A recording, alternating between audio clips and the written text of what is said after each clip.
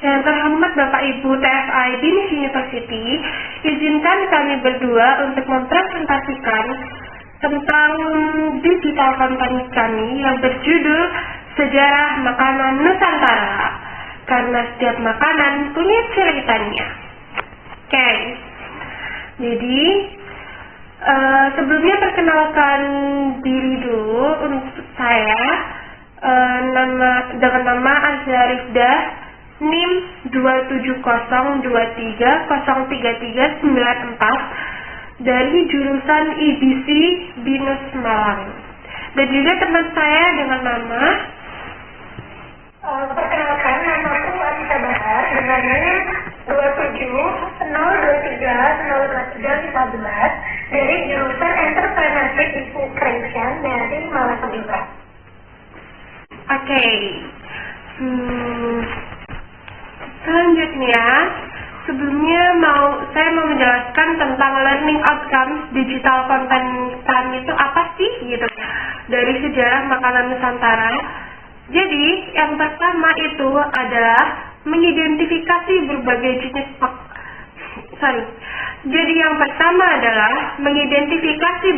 jenis makanan tradisional Indonesia beserta ciri khasnya dan juga cara membuatnya gitu. Terus ada yang poin kedua, learning outcomes yang kedua adalah menumbuhkan rasa bangga dan menghargai keanekaragaman kuliner sebagai bagian dari warisan budaya bangsa. Dan yang ketiga, learning outcomes ketiga adalah mengenal sejarah, warisan budaya, dan cerita di balik terciptanya makanan-makanan khas di setiap daerahnya. Oke, next slide. Kita akan masuk ke pendahuluan. Jadi, Indonesia merupakan negara yang kaya akan keberagaman budaya, bahasa, adat istiadat, dan juga hasil alam. Salah satu wujud nyata kekayaan tersebut tercermin dalam ragam kuliner tradisional yang akan kita bahas ini, yang berkembang di setiap daerahnya, mulai dari Sabang sampai Merauke. Karena setiap wilayah memiliki makanan khas dengan cita rasa, bahan utama, serta cara pengolahan yang berbeda-beda. Nah, sekaligus dengan ada ini mencerminkan identitas dan kearifan lokal masyarakatnya. Lebih dari sekedar pemenuhan kebutuhan jasmani, makanan tradisional Indonesia menyimpan makna filosofis, nilai kebersamaan, serta manfaat kesehatan yang telah diwariskan secara turun-temurun.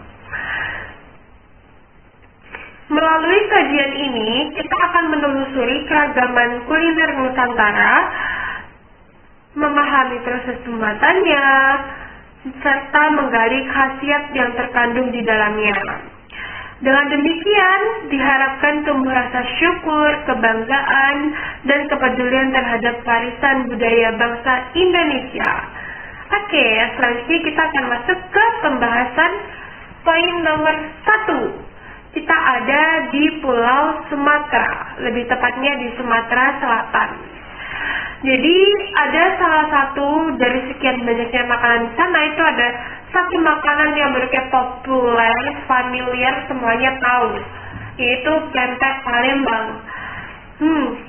Pempek ini makanannya itu terbuat dari ikan giling, biasanya itu pakai ikan tenggiri, dicampur dengan tepung sagu, kemudian dibentuk panjang-panjang atau mungkin bulat juga ada, lalu direbus atau mungkin digoreng. Disajikan dengan kuah cuko yang asam, manis, dan pedas. Dia cukonya berwarna hitam biasanya. Konon pempek ini sudah ada sejak abad ke-16, jadi udah lama banget ternyata sejarahnya ya, dari sejak masa Kesultanan Palembang. Nah, nama pempek ini berasal dari panggilan pada orang Tionghoa tua yang ngejual makanan ini. Dia dipanggilnya itu ate.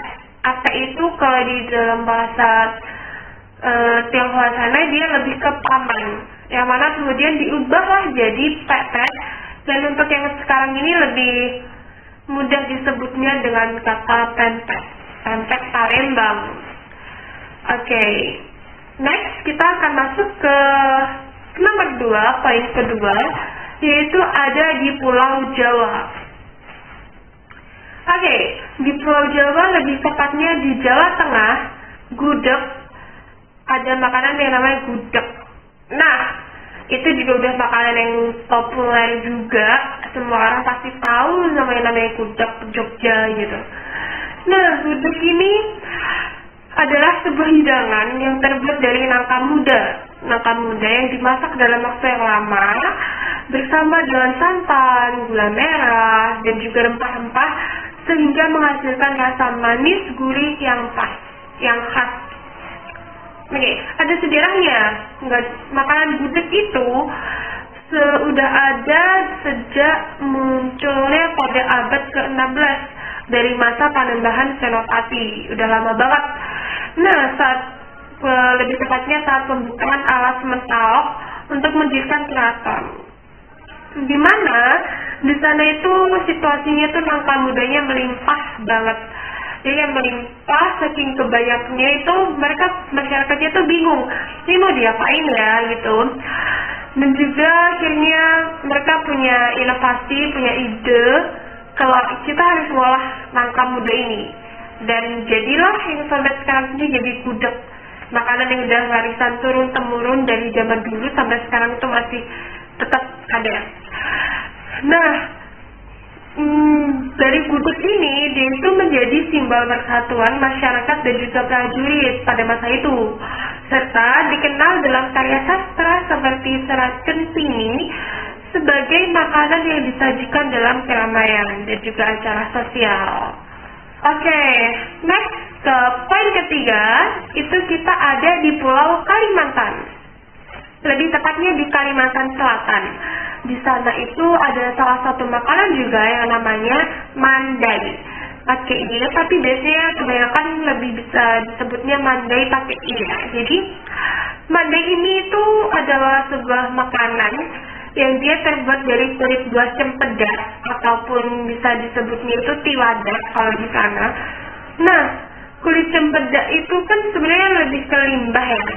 Dan dari situ makanya bentuknya makanannya itu emang lebih ke semrawut, nggak berbentuk, nggak menggoda juga, karena dia sebenarnya dari bahan yang harusnya dibuang aja, tapi diinovasikan lagi sama masyarakat Banjar sana menjadi sebuah makanan, yaitu dari tiwadak.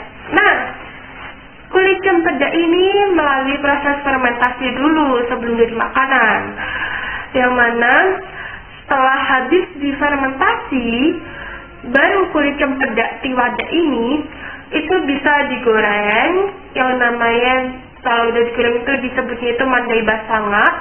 Terus juga bisa juga ditumis doang, namanya mandai baoseng. Nah, atau bahkan dimasak dengan santan, macam-macam bisa diolah apapun itu.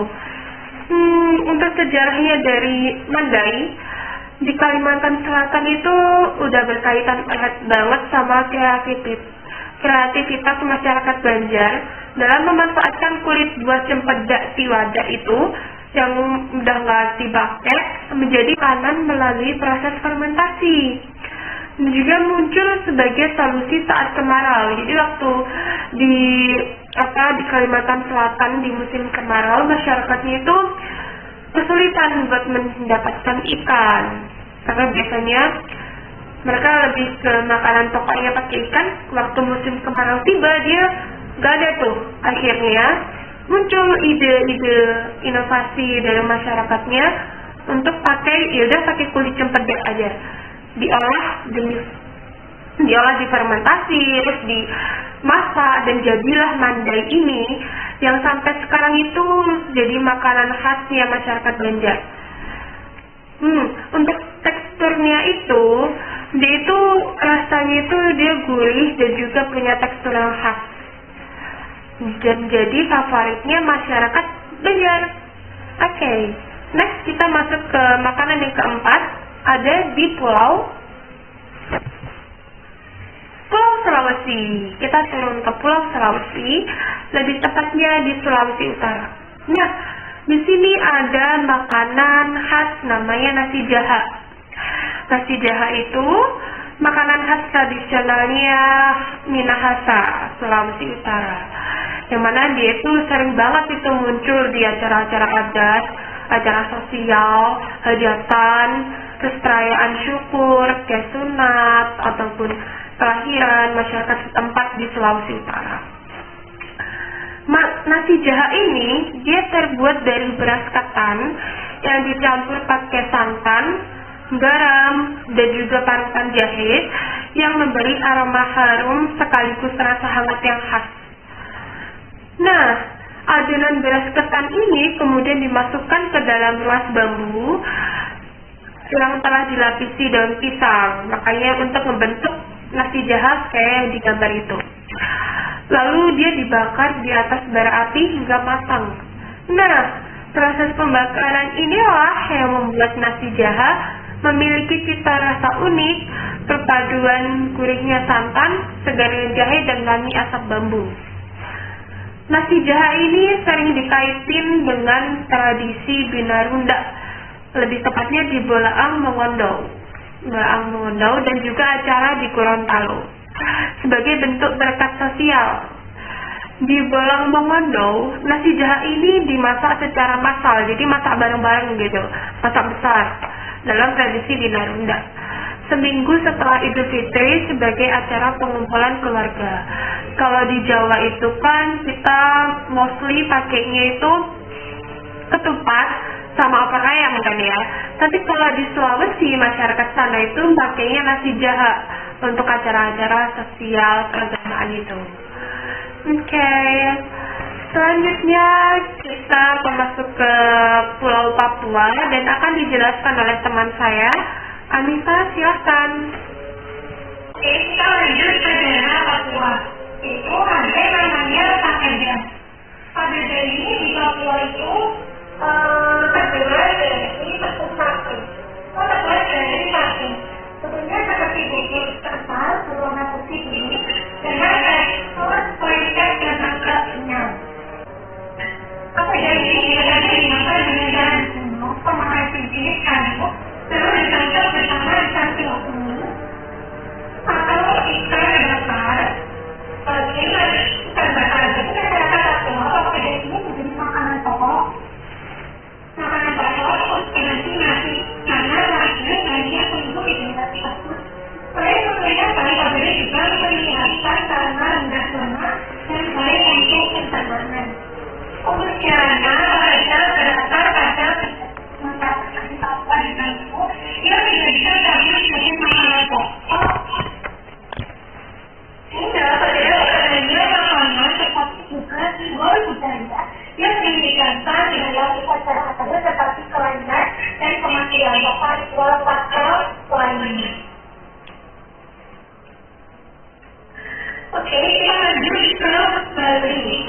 Itu ada yang namanya ayam bisiku. Ayam bisiku ada tanda-tanda Bali dan terkenal dengan cita pantai yang sangat lengkap.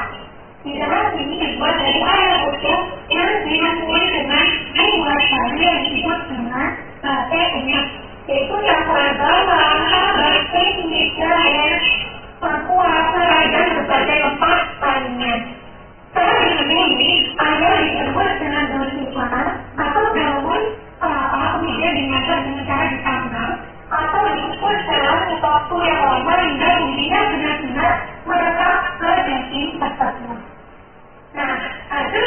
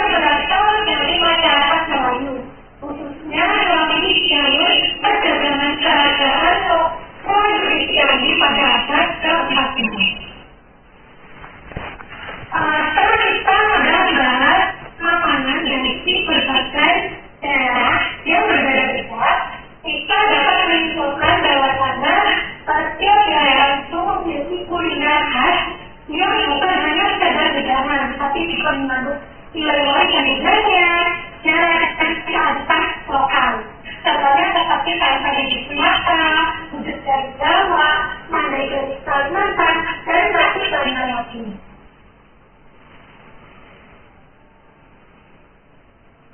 Dari hal tersebut menunjukkan bahwa betapa kayanya cita rasa yang kita miliki di Nusantara, bangsa Indonesia. Proses pembuatan yang berbeda-beda mencerminkan keberagaman cara-cara dalam mengolah hasil ini. Melalui pengalaman ini kita dapat mampu mengenali jenis makanan dan cara membuatnya, tetapi juga belajar untuk menghargai warisan budaya serta membuka rasa bangga terhadap identitas kuliner yang dimiliki oleh bangsa Indonesia. Kita juga mencantumkan referensi dari informasi yang ada. Ya, dari kami, saya Anissa Bahar. Dan juga saya Azza Rizdah mengucapkan terima kasih kepada Bapak Ibu TFI, Binus University, dan juga untuk kurang lebihnya kami mohon maaf jika ada yang materi yang mungkin kurang jelas ataupun kurang gimana. Jadi sekian dari kami. Bye bye.